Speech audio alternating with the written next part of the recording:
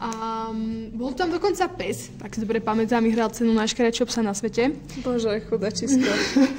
Viete, ako na slovenčine som neposlúchala. Takže... Nepočúvala Silvi, nepočúvala. Ani nepočúvala, ani neposlúchala. Radio on for the sweet sound. To bola pesnička v tom filme. Pardon. No a tých vieš... Neskáž mi do reči. Nie som Výborné. Výborné. Výborné.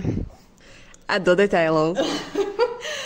Tam bol veľmi akože atraktívny, musím povedať, ale...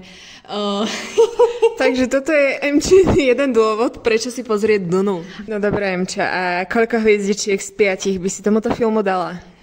Ja by som dala Dune časť druhá určite 9 hviezd z 10. Emčurik, z 5.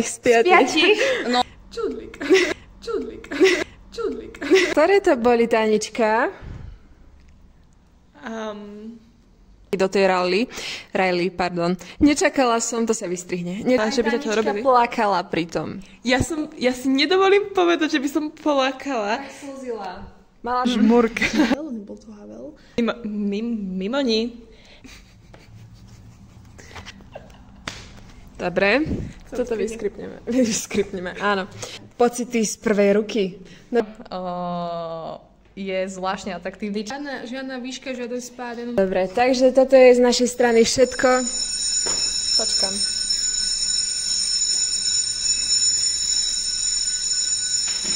Myslíš, to trvá 100 rokov? Teda skôr počujeme.